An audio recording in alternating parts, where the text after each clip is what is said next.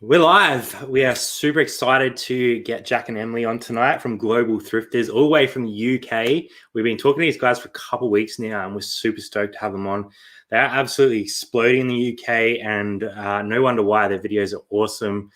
We've been trying to catch as many as we can. So we thought we'd try and bring them down under and get a few of you guys across to their channel and check them out, because great couple, and we're really enjoying what they're bringing to the community. We're going to sort of do a little bit of chat about reselling as couples, because there isn't a heap of reselling couples around. Obviously, there's Look Mom Hustling, which we've chatted to quite a few times, and there's a few others hanging around. But Two Happy Gamers. Yeah, Two Happy Gamers. But we don't get to speak to a lot of other reselling couples, especially overseas. So we're going to get them on tonight. I have dropped their link in the description, so you guys can head over there and check them out. Click it. You won't regret it. No. Well, without any further ado, let's get Jack and Emily up and say g'day.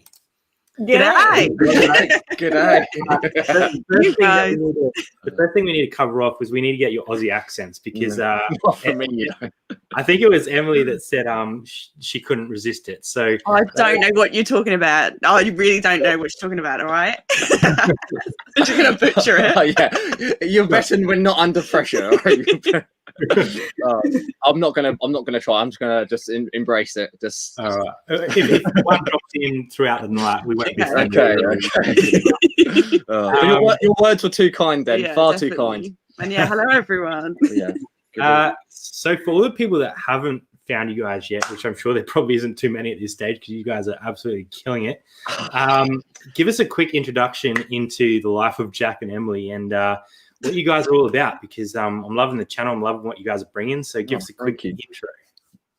So we just wing it. Yeah, so we are winging it, but yeah. So obviously, I'm Jack. This is Emily. We are Global Thrifters. We are a full-time reseller couple. We don't know. We buy a variety of bits. Yeah. People know us for doing weird, buying weird things that maybe not everyone would. People have always said when you videoed that picking it up on the table, and I would have laughed at someone picking it up, and then you've made money on it. So so yeah, maybe just trying to pick something out of the ordinary, and yeah, just enjoying it, and just as you said, doing it as a couple, and yeah, and hopefully we'll get some travel into it later. But for now, it's just reselling. I love the travel side of it. Something that we're definitely keen on doing, and I'm sure plenty of people will be keen on doing after all this craziness. Definitely. Just to clarify for the chat, you guys are both full-time resellers, and you have the YouTube channel on top of that, plus another business which we'll talk about sort of throughout the chat, I think. Sure. I think that's a pretty cool little business model you got going. Thank but you. I want to know how you guys got into reselling to start with. Like, where did this crazy idea stem for you guys? Because there's always something that pushes us into this game. So what was your makeup?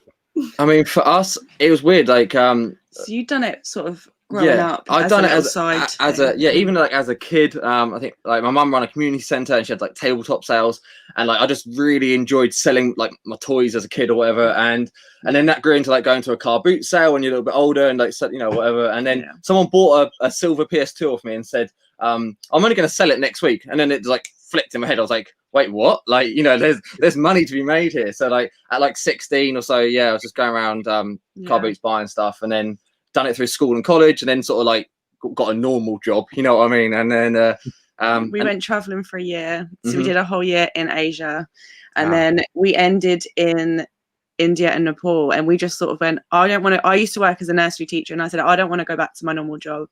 Jack didn't really either. So we started the second business, as you mentioned, and then we were we're going to do full-time eBay, and then that as a side sort of thing, but YouTube just came later on. That was never a plan. That was never a thing.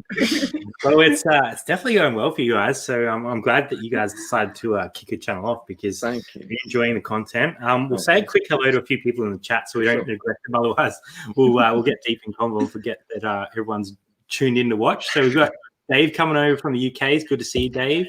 Denikar is here. Lots of Aussies in the chat. Thrifty Pixie, great Aussie channel, and a great friend of ours. Trish Gill, which is actually Jazzy's auntie. So you've got family in the house for you guys. We've got Mossy. We've got Paul. Diver Flipper, absolute legend down here in Australia. So go check him out as well. Ricky Lee reselling everything. I know that's you. Who's that? Never heard of him. Never heard of him. You guys a little bit. Meridy's here. Robin, real life reselling. Good to see you, Robin. Recommerce Dave. We've got my mum in the house as well, which is pretty sweet. Mum always likes to drop in. Hello. Adam, as an American in Australia, he covers off all the bases. American in Australia. Flippers dropped your link in as well. So It's very kind, very kind. over. Captain Op Shop Nerd, Death by Glamour Leanne, all the way from Ireland. Thanks for dropping in. We've got a Twitch person dropping in as well. Good to see you, Christy. We've actually started a Twitch channel just as a little bit of a side thing. Cool. So we're streaming on there as well. Just trying it out in the waters. Another great friend of ours, Robbie, the Aussie VHS Thrifter. Great channel, awesome content. Check him out. Tommy Bernhard is here. That's a joke in relation to Dylan and some Mexican food that he was trying to get the other night. Who else do we have? We have Michael. Good to see you. We have Mila. More people are popping in.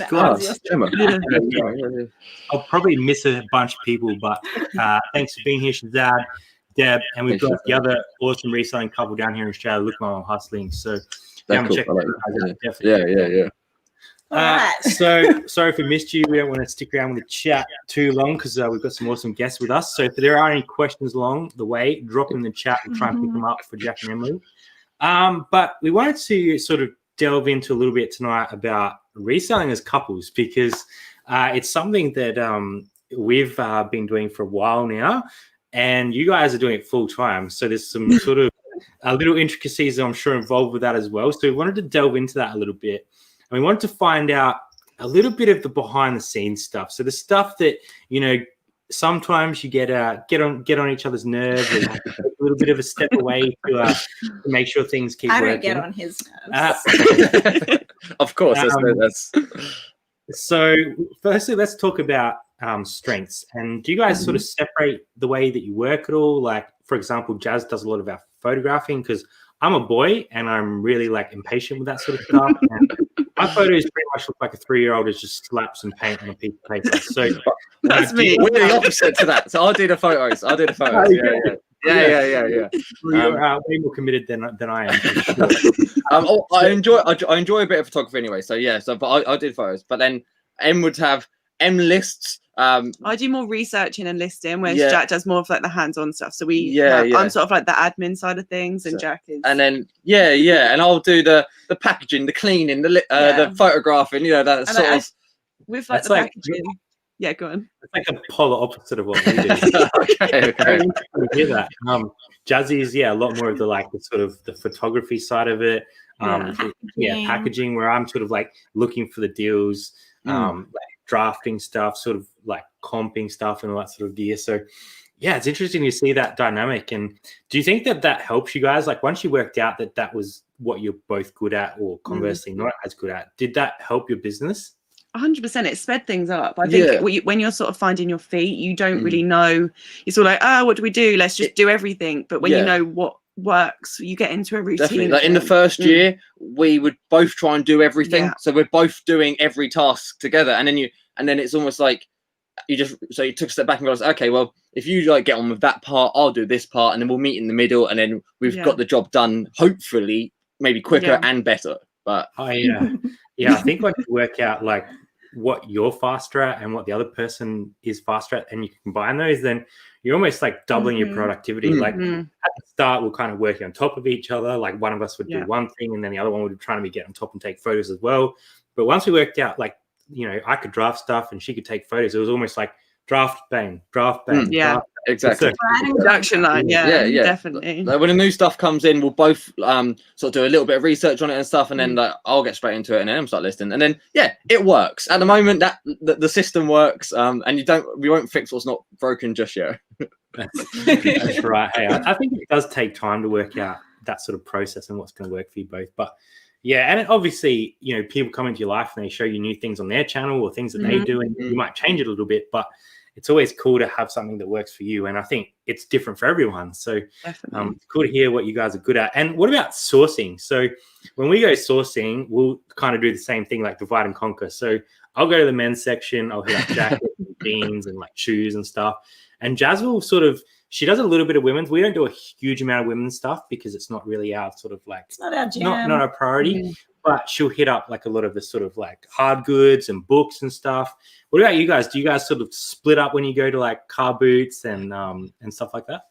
We think we're starting to, aren't we? Yeah. So like, I think personally, like for us, like I at the start had more confidence in what we're buying just because I'd been doing it longer beforehand. But now I think Em's now taking a, So with trainers, Jack can't tell a pair of fake trainers. Well, I picked up 4 pairs of trainers from one couple, and all 4 were fake. I didn't realise, but they were like £3 each. Or like, I've got all 4 for £10. I took them back to the van, and Em was like, "What are those?" Literally, what are those? Like, and I didn't realise it was an Adidas pair of trainers, but then in the sole inside it had a completely different name. I just thought that was just the model or something, And she was like, "No, that's just like a So I think we have very similar taste into what we like and what we like to resell, but but like at the car boot, maybe like because obviously most of the stuff we're sourcing is from car boots, and like I'll go in a bit like a bull in a china shop and just like getting everything, and I'm sort of observing from the top, sort of noticing something that I maybe didn't notice because I'm just like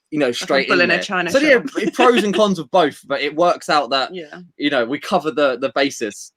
I definitely understand that like bull in the china shop reference. When I'm like, we call it op shopping here, but we've adapted thrifting because that's like what the wider community knows as. You guys call them charity shops. So when we go thrifting or charity shopping, we like I get laser focused. Like once I'm in there, I'm like bang. Like he looks aggressive. Sometimes I'm like, hey.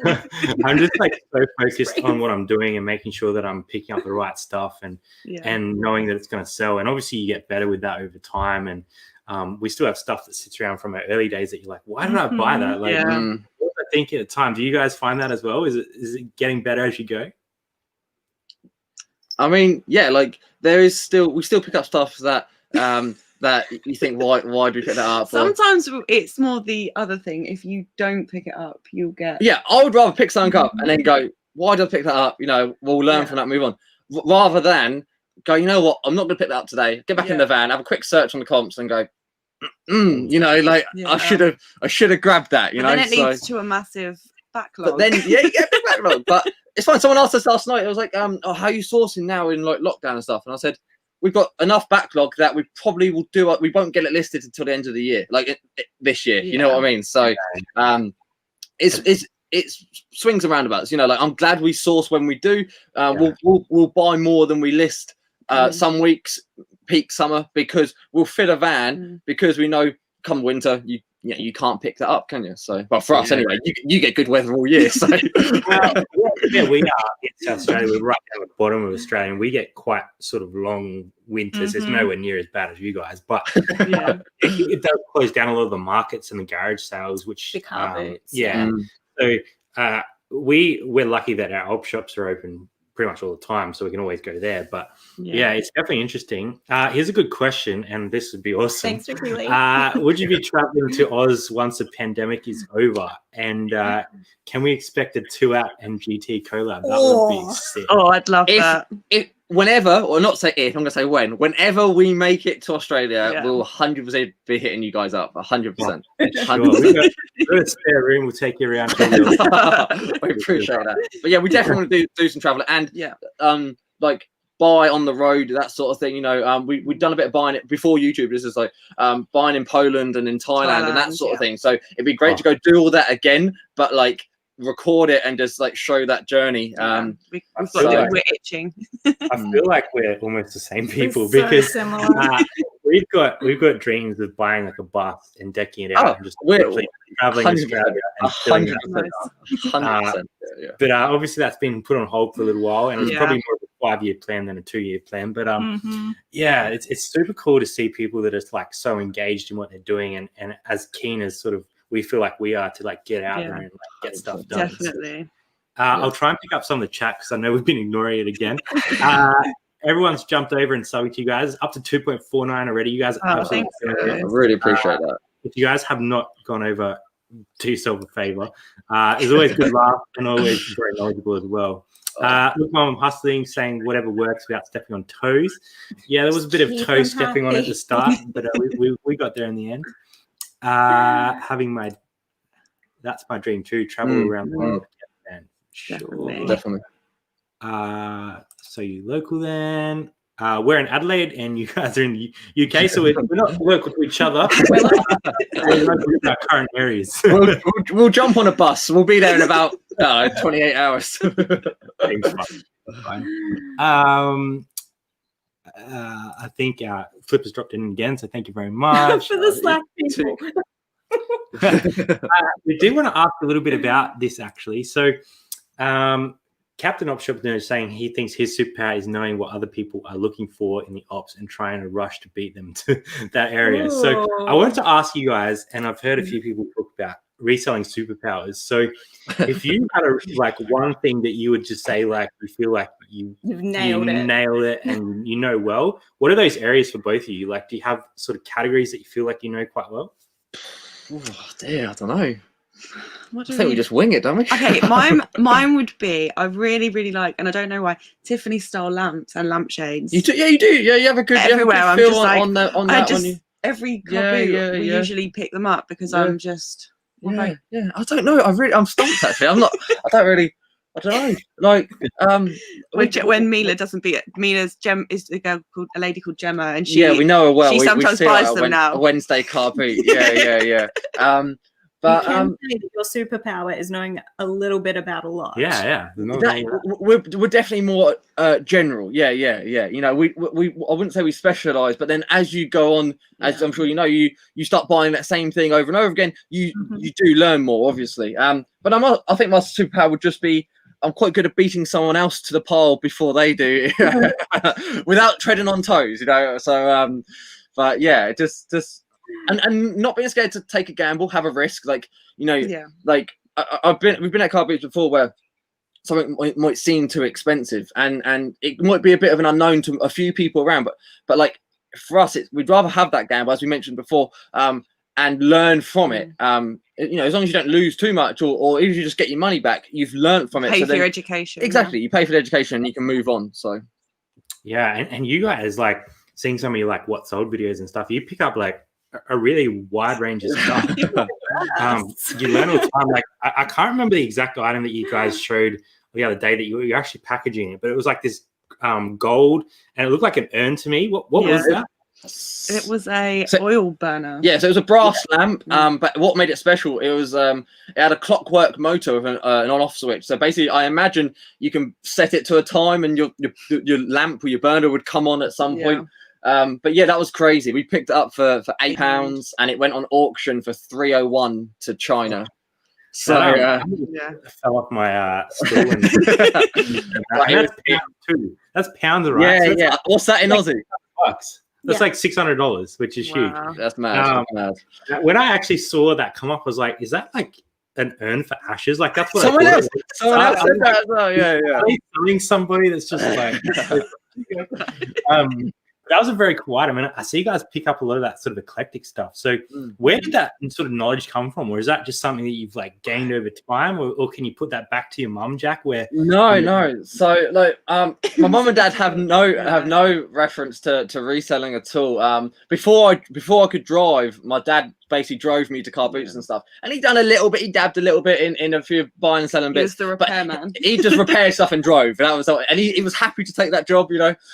But no, for us, before we hand on heart, we said this before, we had no idea there was other resellers online, whether it's Instagram or YouTube.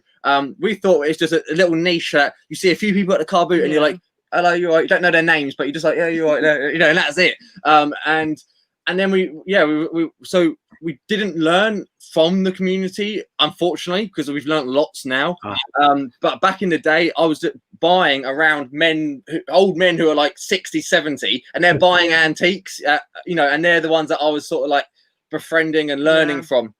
So a little bit is from that, and then it's just sort of like, obviously, like video games, collectible toys, you know, that sort of stuff. I think it's just, we always, even for the last 2 years, we've always said we'll buy what we think's cool. 100%. In hope that someone else will. And we've been buying stuff, sticking it in the loft for a house that we don't have yet. So we're buying half the stuff that we love and we want to keep. And then, like, you think, well, if we're going to keep that because we like it, the chances are someone else might like it as well. So especially I'm 30 and Jazz is 29. How old are you guys?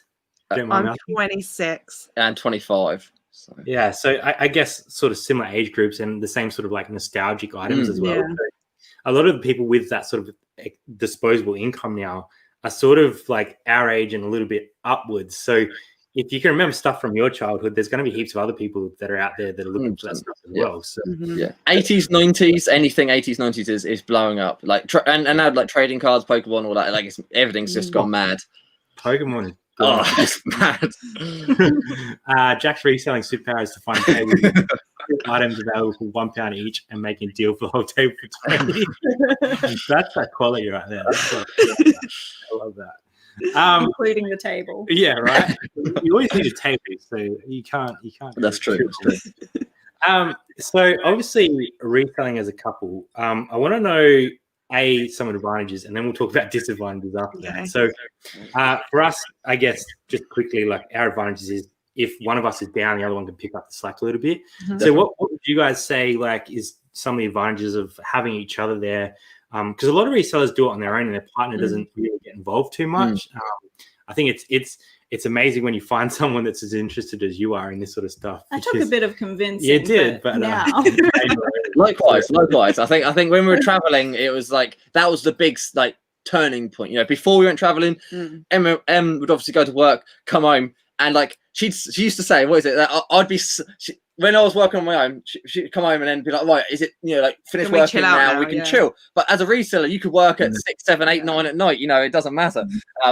And then Em would say she'd catch me sort of like I'm working, but I'm watching a bit of TV and I'm doing a bit of this, a bit of that, and I wasn't working as well as I should have been. You know, like as productive. Whereas working together, we now motivate each other to stay on the ball, keep focused, and like you said, if one person's having an off day or just like not slacking a little bit, you can crack that whip and get them working. Jazz is the one that cracks the whip around here. I even like just bouncing ideas though, how much do you reckon this is worth? The comps aren't telling me much. Sure. Yeah. You guys have one thing that we have sort of had to develop is our ability to negotiate when we're looking at big deals, because there's been a couple where I've had to sort of like, it's almost like it's like a round table discussion where I'm like laying out all the good things about it, and Jazz is like, well, what about this and what about that? Is that something you guys go through as well? And it's definitely good, like business minded and not like a personal struggle, because I think that is hard as a couple. Yeah, definitely. I think it's great to have two minds, and like you can ask like family or friends or whatever like for their opinion if it's a general thing, but like to have, or like the community obviously, but to have that person you're literally involved with and like it's going to be their money as well, I imagine, so it's a team effort. And I think I'm the grounder, so I think Jack will have all these ideas. And I'll probably throw money at everything, but like if I've got an idea, I'll throw money at it and hope it sticks. Whereas I'm more like the rational, right? Let's think about this, and a couple of times we'll still usually go for it, but it's just or a couple of times you've said like just sleep on it, see what it's like in the morning, because like when you're thinking at 2 a.m, like I need to buy this, it's going to sell out, and then you wake up in the morning and go, you know what? I didn't make that decision at 2 a.m. and that's a good thing I didn't. But yeah, I think it's just balance, get a good balance, So if you've got high energy and everything, and then if Em sort of like keeps it cool, and then we can discuss that business idea or venture or investment. Because we are lofting quite a lot at the moment. A lot of things seem to be being lofted, whether it's Pokemon or trading cards or Lego or anything. But this term lofting. Yeah. In the shed. So shedding. Shed it. I started saying lofting now. We don't have a loft. We don't have a loft. No, but I think it's important to have that sort of like, that go-getter and then that one that can try to drag you back a little bit, because if you got two go-getters, God knows how the bank account's going to survive. But I think we're very much similar in that. And I'll always be out there looking for big deals and not afraid to spend a lot of money. Whereas Jazz is like, hold on a second, like, is this something we can afford long term? Is this a good investment? Like, are we going to be making enough money on this quick enough? So it's good to have that balance, I think. So it's cool to hear that you guys are very similar in that sense. I just want to say a quick hello to Charlie, who I've seen popped in. G'day, Charlie. She's doing like daily vlogs at the moment as a mum with a couple of kids. So that's very impressive. I saw someone.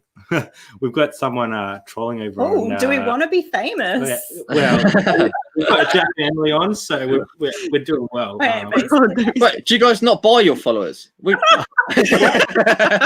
thought that was the norm. I thought that's what we were meant to do. Like, don't click the link. No, you guys are killing it. Only if I take my son, he's very noisy, so I'll be like Ninja next year. Ninja. Hey guys, late for the party. Good to see you, Grant and Lee. Thanks for coming. Hey.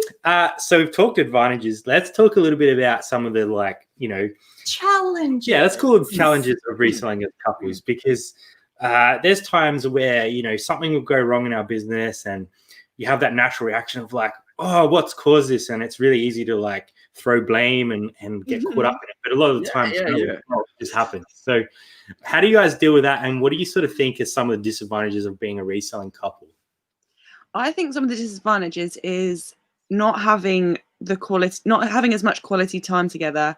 And I think there's a fine line, and you need to separate work time to couple time, because otherwise you end up being colleagues, and you need to be a couple as well, or you're just going to lose that. So we spend a lot of time together, which is great, but it's whether that time is quality time, as Emma was saying. So and I do think you can find yourself just working a lot, especially if you want. I want to get all this listed this week because it's Christmas coming up. So okay, we'll work late tonight, but then.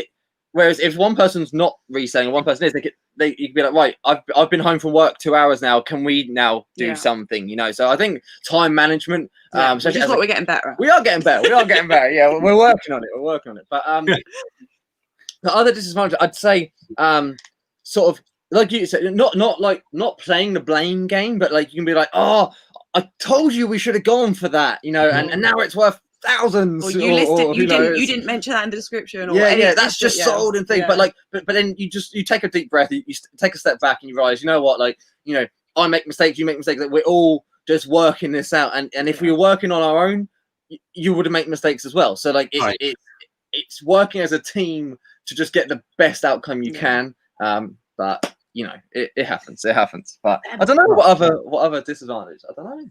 100%. I think you hit the nail on the head there. There's times where it's like, why didn't we do that, or why did we do that? And it's just a matter of well, we can't change that now. So it's a matter of moving forward and learning from that and not getting caught up in it, because you can't yell at your colleague at your full-time job. So you probably shouldn't be yelling at your partner. Exactly. And I think part of the things that you said there about trying to make time for yourself as a couple is really important, because it's something we struggle with for probably a good 2 years now, because we've been so focused on our future and what we want out of it. It's become our whole life is dedicated to what we want, apart from the time that I'm at my day job.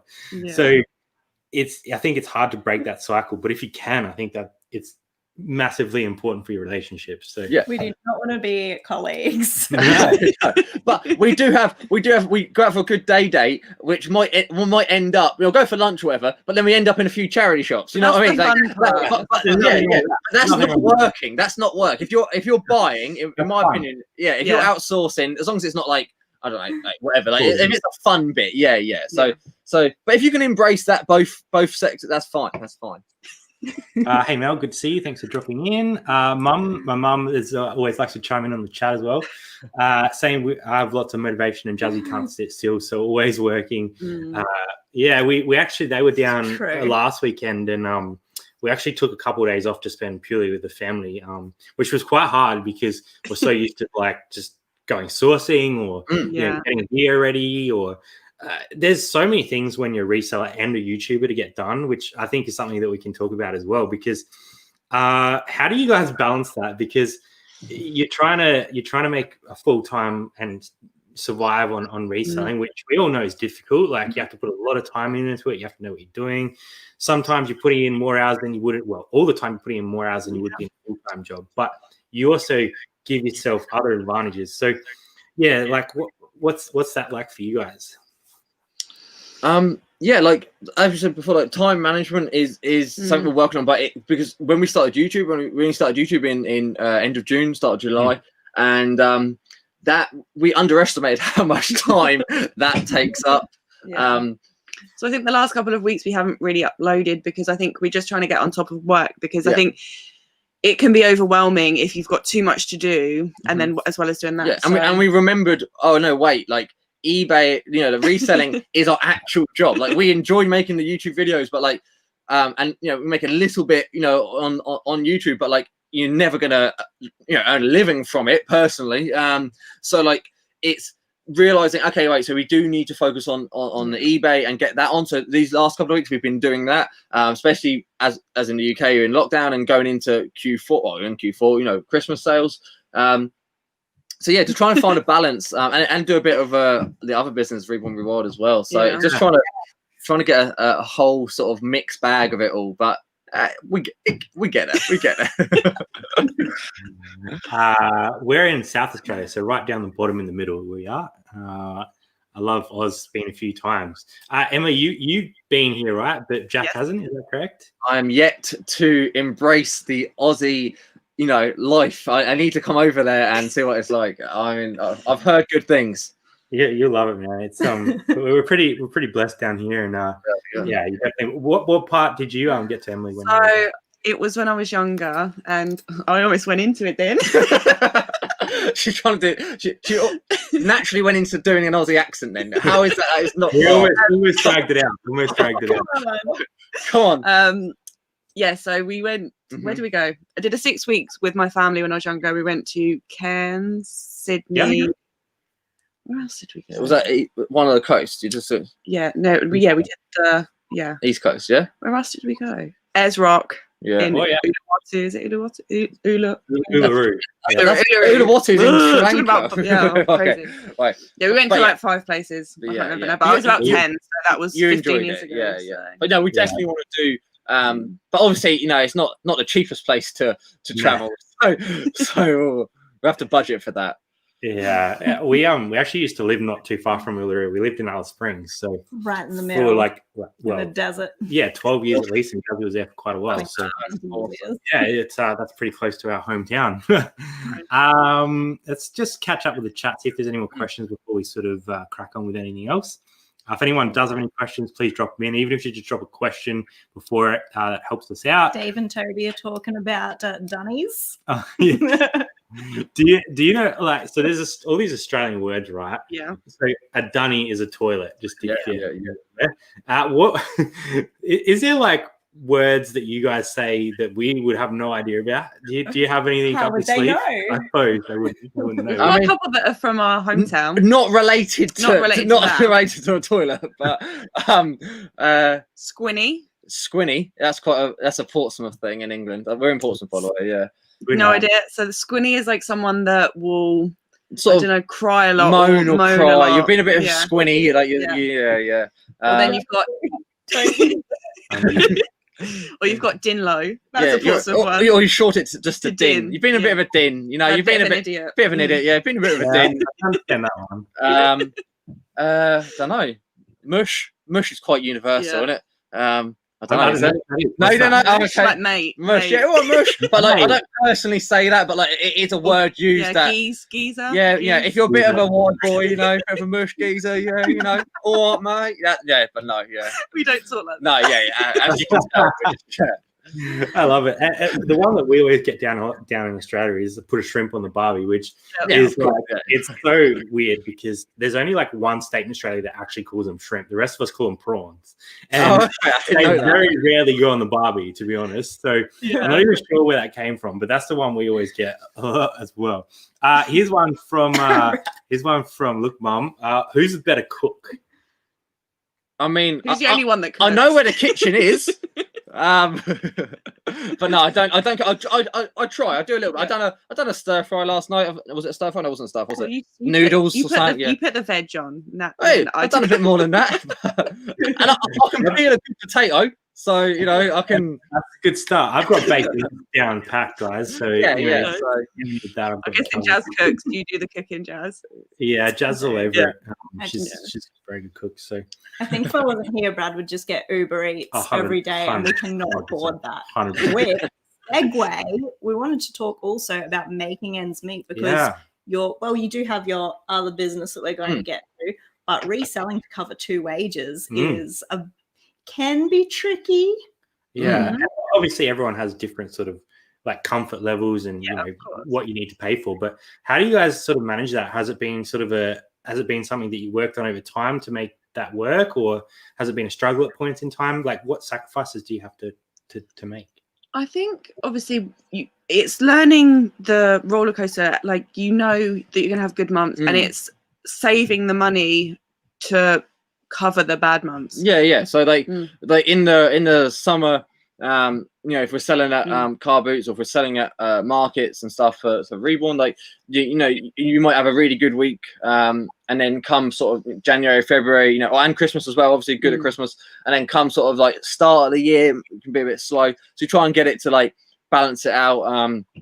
But to be fair, we probably don't spend that much on ourselves. You know what I mean? We're not real. We're not spenders. No, people, no, you won't see us going downtown and spending £100 on new clothes or something. That's just not, we just, you know, I personally, you know, if I went to spend £100 on a new shirt, I think it's a shirt. I think traveling on a budget did that. Yeah. So traveling for I said traveling for a year, you realise we just had one small backpack each, and you realise we're quite happy, you know, doing that. So we spend way more on the business than we probably do on ourselves, you know. So the outgoings are investments, you know. So as long as there's enough to cover, you know, the minimum, anything else is a bonus.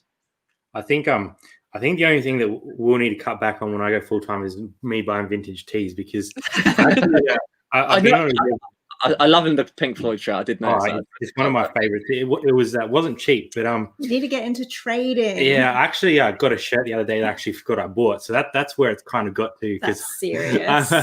I do love a few vintage shirts. But that's probably the only vice that we have at the moment. So we're doing all right. But they're investments. You could sell them if you needed to. Well, I've been going hard on Space Jam with the new Space Jam coming out, but it's kind of my favorite thing, so I don't know if I could resell it, but it's there if I need to. Definitely. So you guys quickly mentioned there your Reborn Rewild. So give us 1 second, because I actually have a share screen here for you guys. Oh, that's so very organized. This is your fair play. I wasn't expecting this. But so you guys do a lot of like organic, sustainable sort of backpacks and stuff like that. So give us a little bit of an overview of where this started for you guys, and what's the sort of plan with this sort of business. So it started off in India. We were just buying a few bits that we thought were cool. So for example, that market photo there at the top, the sort of like, as Em said, the metal hanging things, and a few sort of like bits, trinket bits. We wanted to do sort of like a market stall with sort of trinket bits that we could sort of wholesale over, and that was it. That was all it was at start. And then it sort of changed. So then we ended up in Nepal, and we actually met the guys that had a shop there, and then we got talking. They took us to their factory and said we can design our own bags. And we went out there a few times, and now we've gone back the last couple of years, and the orders got bigger and bigger. So now all our bags are made from Himalayan hemp with organic cotton, and we got loads of different bags, but it's mainly like Em's vegan. I'm not yet, but so we're trying to just do it, as you said, ethically, and just bring something a little bit different to the market. But so far so good. We definitely don't, you know, eBay is definitely, you know, the front runner for like our income, and that's more of a slow burner in the back that we're trying to grow maybe long term, but you know, whereas eBay could be sort of quick cash maybe, you know what I mean? And you guys ship internationally as well. So I was having a bit of beforehand, and I almost put something in my basket. So I might have to jump on over after the show and grab something, because there's some sick stuff on there. And I think it's really cool to have something on the side and something that you're like invested in. And obviously you guys love that aesthetic, and you love that sort of, you know, ethically and sustainable product. So I guess really cool you guys to get involved with that. And you also talked a little bit about that on the packaging video the other night, how you like reuse a lot of stuff, which we do as well. We're like, my mum and dad are bringing boxes down constantly when they come here, usually. So they live about 8 hours from here, but when they come down, the back of their car is like full of like bubble wrap and like boxes and like 100%, 100%. Yeah. So very cool. So we wanted to talk a little bit about plans for the future. So you guys said that you want to do a bit of traveling, but and you got your side business that you want to keep building. But what's let's talk about YouTube and reselling separately as well, because they're kind of two different strings that join together in the middle. Goals for eBay. Do you guys want to scale to a bigger store, a warehouse, bigger house? Like what's the goals there?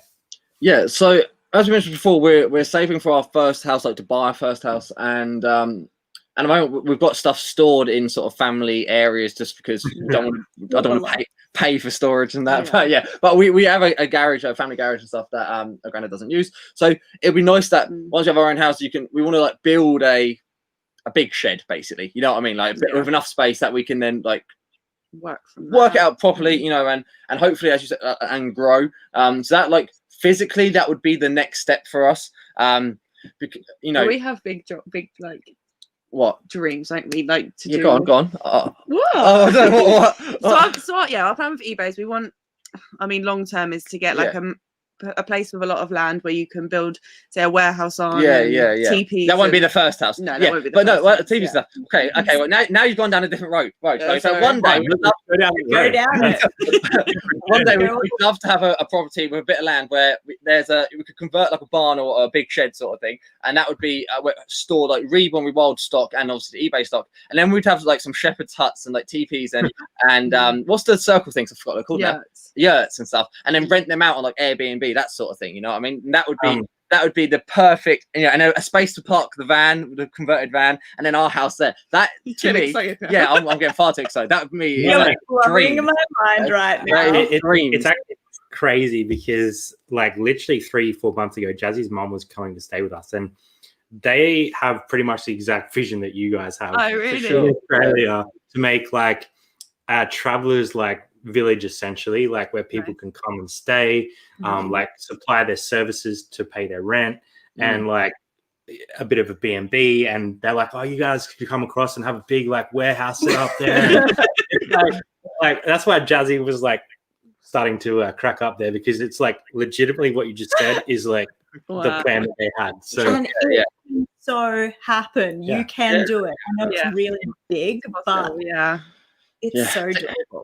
Land in England and South, land, like I mean, it's way out of our budget right now, but we can work towards something. You know, I love it. Dream big. Yeah, it's cool to have those big goals, and YouTube can come along with you on that journey as well. So what is your plan for YouTube? Obviously, you guys are absolutely smashing it out of the park, and you're just going to keep growing because the stuff that you guys are putting out.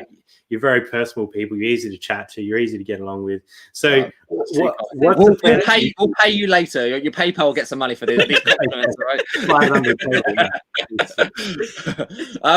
So YouTube sort of we sort of stumbled into it, didn't we? So I think the plan is we want to incorporate, that we said, travel and thrifting together. So like I want to convert a van, drive around England, buying and selling on the road, whether we're selling at markets or selling online, and sort of, you know, storing and posting from the van, that sort of thing, meeting other YouTubers around the country and trying out different car boots, because like I think you get quite comfortable, for us anyway, like, you get comfortable in your own car boots around there, you know, you get to know a few people and you're happy, and you know you can buy fairly well. But you go to a brand new car boot and it's like to me, it's like going to Disneyland. You know, you have no idea what you're going to find. You know, so that definitely in England as a look to travel, and then we want to do a European road trip buying as well. So obviously we can just jump on a ferry over to Europe and then you know, drive around. So we mentioned before we want to go over back to Poland. We bought some vintage like sportswear clothing and that, which was meant to be a holiday, and then we realized, hey, we chucked our clothes home. Yeah, we just filled the suitcase with stock instead. But so yeah, definitely, as Em said, travel and thrifting, working, even just the whole thrifting obviously can just be on a budget as well. So even if it's just, you know, can you go on holiday on a budget, basically, you know? So yeah, we done our year in Asia on a real tight budget. So we've sort of learned that we filmed a bit on our Asia trip, and we put a couple of videos up, but we didn't talk because we were so scared of talking to the camera. So it's like music videos. There's no talking. It's just music videos, and it's like real quick shots. So I wish if we'd done it again, it would be like obviously this time a little bit more chilled, and we might talk this time. That's, yeah, that'd be awesome to see. And what you have to do is you have to organize an Oz tour as well, and we can just travel around Australia and have a good time. That'd be awesome. Cool. I've just shared a screen on your YouTube channel here as well, guys. So 2.49 in 5 months, not even. So you guys are absolutely blowing up. The quality of your content's great. I love your thumbnails as well, always bright and colourful. And always happy. My hands in all over the place. I don't know what's going on. That was a good one to click on, actually. Compliment. Love your thumbnails, man. Yeah. But yeah, I love what you guys are doing. So yeah, really keen to see what happens for you guys over the next sort of hopefully a long time, but over the next sort of 6 to 12 months, you guys are going to continue to grow really quickly, which is awesome. Let's get a little bit back to the reselling side of stuff. If anyone has any questions before we head out tonight, drop them in.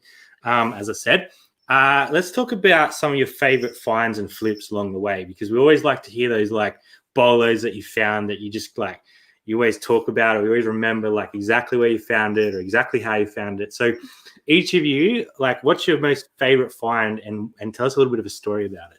You go first. Well, should I go in? I'll go in with the biggest one first. All the UK any UK ones, yeah, will know exactly what I'm about to say. Because before we found the community, I had no one to tell this story to. And then we found this community. Apparently, I've mentioned it a couple of times. But twice? Yeah. But I never bring it up. Only when when asked. Okay, so but no, basically, this was like before. This is 2017, I think. We was at Bursledon. Anyone? I know, Gemma, a few people local. Bursledon car boat. On third. Oh no, not the fishing reel. Right, Richard, don't give it away. Right. Right. So yeah, it was a great car boat. We've been on for like 30 years, and I went to the table, and the guy had a couple of bits on the table for like £2 each, and I picked up 3 things, and I was like, "Do you do 3 for a £5?" That's a standard for us, you got to do 3 for a £5 anyway. And he said, "Yeah, that's fine." Now, if I knew the value, I wouldn't have bid him. I would have gave him that extra £1. So as I walked away, someone's literally offered me £100 for it when I'm walking away. And I'm like, well, it's hard to say no, because you're thinking that's a good, that's a good profit. Yeah. But I went back to the van. I started looking up, and I was thinking, I might have something here. But anyway, long story short, it was a 1895 fishing reel by Edward von Hoff, Brooklyn, New York, fly fishing reel, and it went to Sweden for 1,200. So we were very happy. Very. So he actually he asked us. He done it through friends and family as well. It was mad. On paper, he just added me on Facebook and was like, done it through friends and family. He said, "Can you send it to this guy in Norway?" No, he's in Norway, sorry, I think. And then he said, "Can you send it to the guy in Sweden? I want it cleaned and ready to use before." I don't want to see it dirty. Yeah, before I see it. So he obviously, I've still got him on Facebook. He catches some amazing fish. So yeah, he must love his fishing. But for me, that's my story that I like. You never, for us, we never found out again. Obviously, like that's it doesn't happen often. I'd say for you, it's the photography gear, because there's a story behind that at the auction. Yeah, so mine would be we used to go Unless to this. You had another one. No, that's your one. For me, that's your one. Sure. We used to go to an auction every Tuesday, but that's now shut. That doesn't go on anymore. But there was some photography gear like Jobo and what's the other brand? Yeah, I can't remember, but it was like the dark room. Yeah. And a guy next to us said, "Oh, did you buy that photography equipment?" And we went, "Oh yeah." He went, "Oh, you won't sell that. That's going to be so hard to sell. You'll sit on that for a while, No, I think you paid about 12, and in the end got 500. Separating it all, and it was just mad. It was just crazy. Like, we didn't expect it to be that good. But it was just like, I think it was like proving someone wrong. Yeah, you won't sell that. Yes, I will. Yeah. That's sort of just like, I will do this, and it went really well. So they're the two sort of like, that doesn't happen often. It doesn't happen often. But it happens. Yeah. That's yeah, you gotta love that. And you guys mostly do car boots. Like, do you do some of the charity shops as well, or mostly just car booting? A little bit. I mean, sort of. Our charity shops I think in England, I don't know about you guys, but the independent ones are better, and we don't really have many independent charity shops. They're more chains, like British Heart Foundation and stuff, who sell on eBay. They all have their own eBay accounts, so like. You know, the prices, you know, if so it's difficult. But something slipped through the net, obviously, and they don't notice it. But the chains are, no, not the chains, the independents. Stuff. But car boots would be our main source. And sometimes auctions, like I said. Yeah, we do a little bit of auctions as well, and done quite well. Yeah. So. What's your favorite category to sell in? Oh, clothing. I mean, we not really. No, we'll only pick up a bit of clothing if it maybe coats and jackets. If it really pops, like it really jumps out and it's something crazy and mad, then we go, you know, we'll go for that. But if there's a big pile of clothes on the floor or there's a table of goods, we're at the table, you know, every time, you know. But I think if you go to charity shops, then we're looking at clothes more because then you have more time to. So what's your favorite category? Yeah, sorry, I've gone off a whim there. Favorite category. I love lighting. I love buying lights, lamps, 20th lighting. century antique lighting. Yeah, that's the eBay category, isn't it? Yeah, it's in that category. But we pick up quite a lot of Tilly lamps. Now that's with an L, not a T, because a lot of people think I'm saying something else. Okay. What? So can you say that? No, just. But yeah, just basically like the storm lanterns and them sort of things. We love buying them. But yeah, other than that, I think we mainly sell in toys and games. Well, that's what toys and games would be, but we have grown like as well. But toys and games, because I started selling my own toys and then realized other people were selling toys I was selling cheaper. So like you could start. But like you guys, it's more like boy like based, isn't it? We don't really buy like girly things. Is that girls' toys about? I didn't know it was girls' toys. I didn't know you could buy girls' toys. Oh, I'll drop my mouse. Don't close the stream. I'll try not to. Almost did. So there's obviously so many categories on eBay that you can sell in. We've only got a few minutes left, so we won't go too deep into it. But if there's a category that you guys would like to get into that you don't really know yet, what is that? Because there's a few that we've just started dipping our toe into, and there's some categories out there that are really scary to get into. So is there one that you guys are sort of like thinking in the future that's something that you want to like learn and get better at selling? I think personally, right now we've just started learning more about trading cards, and we are very, very early, like a low percentage in that, you know, like and I would like that to grow. However, one that we don't buy at all, but I would like to learn more is watches. Just because they don't take much space. We seem to buy big stuff. I don't know why, like a jewelry. Yeah. So like, I'd hate to pass up a watch because it was, you know, because it was £100 at the car boot, and I knew nothing about it. It turned out to be worth $100,000. You know, something. You know, them amazing things. So if you buy a toy, the chances are, if it's the rarest toy ever, it might be worth a couple of grand. You know, and that's like an amazing toy. But like, there's other categories where there's much more room for you know, for there to be an expensive item. So anything smaller, or just generally smaller items. Yeah, I mean, I don't know if you saw that big boat, RC boat. That was just, it took up like a whole shelf in the garage on like the tiered shelving. It took up a whole shelf, and we made like £50 profit on it, which was fine. But like, you know, you could fill a shelf with hundreds of pounds worth of stuff, you know, like it doesn't need to be a whole shelf. But you just parked the Titanic in the room and see what happened. It's high real estate. Yeah, I think for us, like one thing that we've started not moving into, but trying to learn more is car parts, because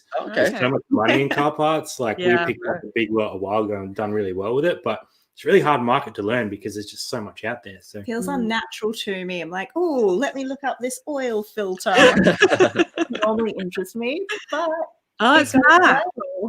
Yeah, Maddie, good old Maddie, down from Australia as well. Saying it's good to see you down under, which is always good to have you here. Well, he's been one of our supporters from day one. Yeah, Matt's been on the ball for a while. Yeah, good guy. Oh, he's good like Maddie. I love Maddie. So we've got 74 people in the chat. So I know that a few more have just dropped in. So make sure you head over to Jack and Emily's channel. There is a link in the description for you guys. Make sure you go over and leave them some comments as well. on some of their videos. Check out their live streams. I wanted to find out before we go tonight a little bit about what's coming up for you guys. So give yourselves a little bit of a plug. What's coming up on your channel? What lives you got coming up? Give us a little bit of a lowdown. He's already just started blushing. Yeah. So we do a live every Thursday, which is at 8 p.m. GMT, like English time. I don't know what you've got various time zones in night, to say. Yeah. But really early in the morning. Early. Yeah. So yeah, but every Thursday at 8 then. What can you say about December? Yeah, in December we're going to be doing a weekly giveaway on our for 3 weeks running up to Christmas. We're going to do a weekly giveaway. I'm going to get some guests on who haven't been on yet.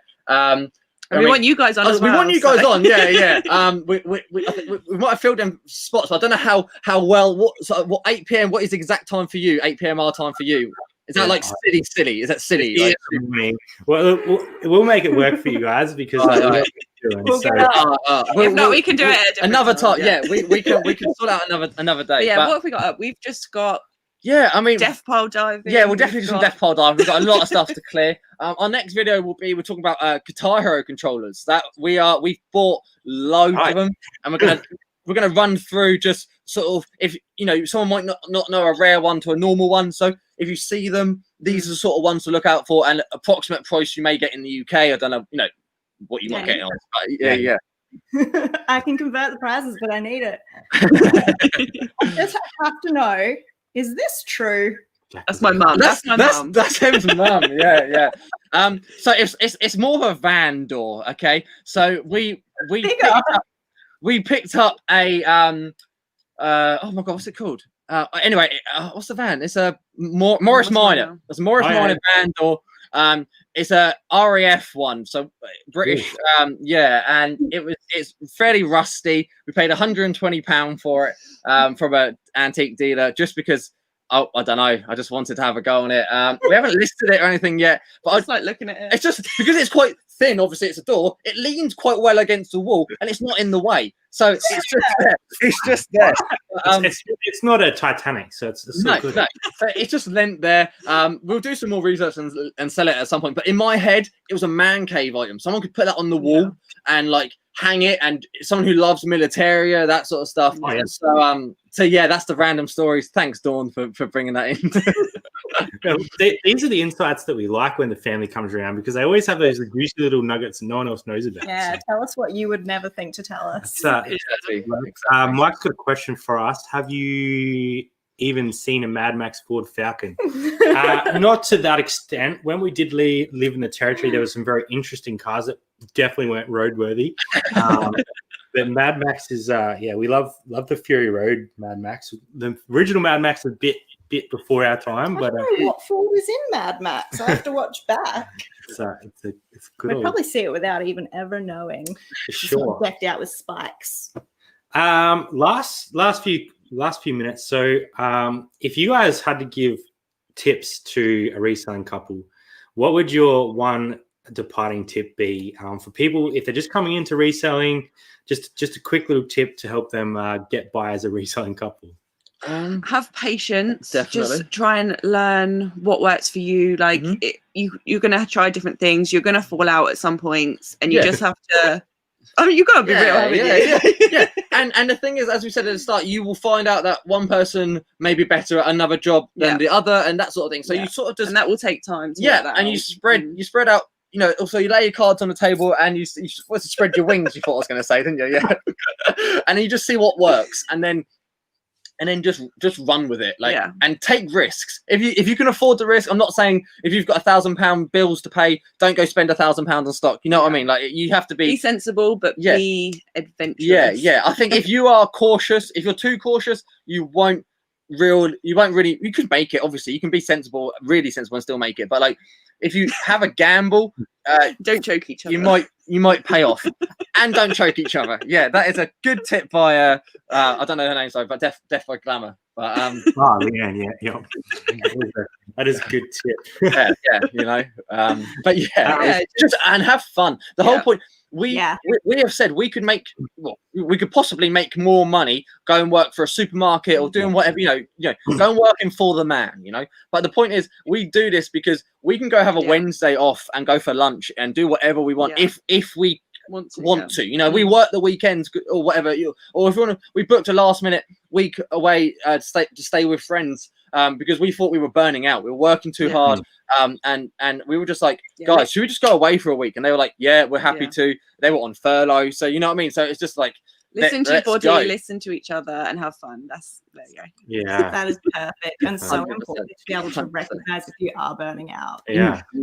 Chris has asked us if we get Blue Peter. I don't know what that is. Right, so on our last video, we got a couple of people comment on Blue Peter. So Blue Peter used to be a program, like a children's program, kids program, where the presenters maybe have a bit of energy, and here's one I made earlier. And here's like we're gonna and we're gonna do like some craft now, and then here's one I made earlier. Exactly. So we got a few comments on our last video where we were doing crafts. That was the when you were preparing your newspaper.